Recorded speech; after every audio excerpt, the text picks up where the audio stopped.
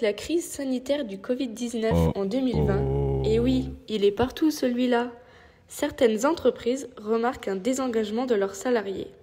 Avec le télétravail, l'affaiblissement du lien social, les salariés ne savent plus trop à quoi correspondent leurs missions. Ainsi, ils seraient moins engagés à leur retour. Maintenant, nous allons vous présenter la définition scientifique de l'engagement professionnel proposée par Doug Ketele en 2013. C'est l'ensemble dynamique des comportements qui, dans un contexte donné, manifestent l'attachement à la profession, les efforts consentis pour elle, ainsi que le sentiment du devoir vis-à-vis d'elle et qui donnent sens à la vie professionnelle au point de marquer l'identité professionnelle et personnelle. Cette définition paraît incompréhensible. Alors, pour mieux comprendre, voici deux synonymes. Le mot implication et investissement. Vous n'avez toujours pas compris ? Le verbe engager signifie mettre en gage, offrir une garantie. Dans le contexte du monde du travail, mettre en gage quelque chose de soi-même pour obtenir en échange un bien matériel comme un salaire, un bien immatériel comme la reconnaissance. L'engagement est donc une action volontaire. Il forge l'identité personnelle et professionnelle. Nous allons maintenant vous montrer la différence entre la motivation et l'engagement. La motivation relève plutôt d'une énergie physique. Elle nécessite de fournir un effort pour atteindre un but. Par exemple, on peut être motivé à réviser pour avoir de bons résultats. Selon Deci et Ryan, il existe différents types de motivation qu'ils différencient comme la motivation à régulation externe, identifiée, introjectée et intégrée.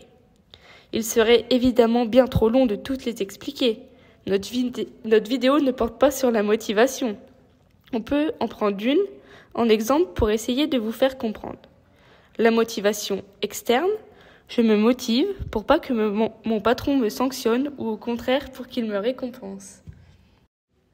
L'engagement se différencie donc de la motivation. L'engagement est le travail en physique, donc un comportement. Par exemple, lorsqu'on fait la vaisselle, on s'engage dans l'action à faire. Il est de l'ordre du comportemental, donc dans les tâches réalisées, on retrouve un certain nombre de savoirs, savoir-faire et savoir-être.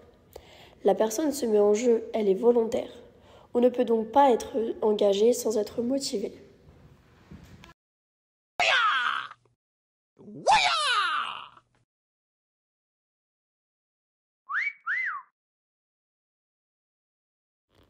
Trois dimensions de l'engagement professionnel sont apparues dans les années 1990 par Meyer et Allen. Nous avons la dimension affective, la dimension de continuité et la dimension normative.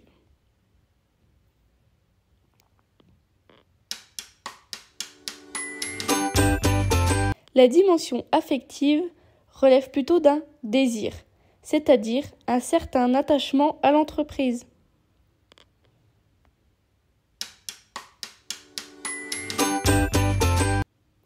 La dimension de continuité relève plutôt de la régularité. On ne fournit pas un effort seulement un jour si on est en CDI.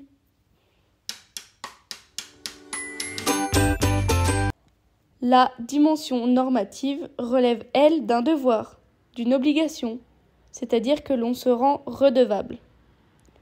Plus ces dimensions sont présentes, plus elles donnent un sens à la vie professionnelle. Nous pouvons donc faire une remarque importante à ce sujet. Une personne qui semble heureuse au travail n'est pas forcément une personne engagée. Par exemple, un salarié peut être heureux car il reçoit des chèques cadeaux à Noël et peut ne pas être engagé dans ses missions confiées. Les avantages de l'engagement professionnel dans les entreprises sont l'amélioration de la productivité, mais aussi la valorisation du travail accompli, le développement personnel, ainsi que la compréhension des objectifs. Par exemple, un salarié pas engagé peut faire couler l'entreprise.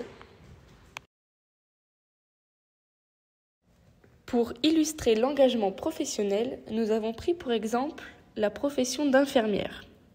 Une infirmière face aux patients a de grandes responsabilités, comme appliquer la démarche de soins, le respect du code éthique. Pour Curtin et Flaherty, l'engagement est lié à la responsabilité. Être infirmière relève effectivement d'une très grande responsabilité. Une infirmière ne doit pas faire d'erreur et faire mourir des patients.